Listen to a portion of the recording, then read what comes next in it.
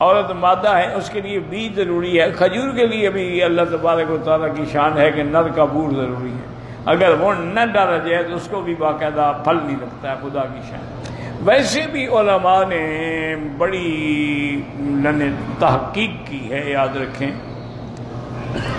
انہوں نے کہا کہ کھجور جو ہے نا یہ انسان سے مشابہ ہے۔ کیا معنی؟ انسان کا ہاتھ کٹ جائے زندہ رہ سکتا ہے، ٹانگ کٹ جائے زندہ رہ سکتا ہے، لیکن گردن کٹ جائے پھر زندہ نہیں رہ سکتا۔ کھجور کی بھی ادھر ادھر شاخیں کاٹ دو کھڑی رہے گی، لیکن اوپر سے اگر کاٹ دو تو مر جائے گی، تو اس کی بھی گردن کٹے تو مر جائے گی۔ دوسرا، ہر جانور جھک کے پانی پیتا ہے، صرف انسان ہے جو اوپر سے پانی پیتا ہے۔ اسی طرح کھجور ہے، ہر درخت زمین سے پانی لیتا ہے، کھجور آسمان کے پانی پہ زندہ رہتی ہے۔ تو اس لیے انہوں نے کہا اس کو انسان سے بڑی مشابہت ہے، اس لیے انسان کے لیے سب سے بڑی اور اچھی سے اچھی غذا ہے۔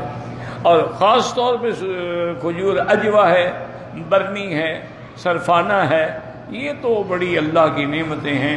حتیٰ کہ صحیح حدیث میں ہے کہ جو آدمی 7 دانے صبح اجوا کھجور کے کھائے اس پہ اس دن زہر بھی اثر نہیں کرے گی اور جادو بھی اثر نہیں کرے گی۔ اور ابتدائے دور میں حضور پاک کا اور صحابہ کے تو غذا ہی صرف کھجور تھی، الاسودان یعنی التمر والماء، کھجور کھائی پانی پی لیا، بس یہی غذا تھی، یہی روٹی تھی۔ یہ تو اب ہمارا ہے نا کہ 10 کھانے ہوں اور 2 کلو 4 آدمی کھا جائے، تو اس وقت تو یہ عالم نہیں تھا، اسی لیے وہ لوگ صحت مند تھے، نہ ان کو الحمدللہ کبھی اٹیک ہوا، نہ ان کو کبھی دل کا دورہ پڑا، نہ ان کو کبھی کینسر بنا۔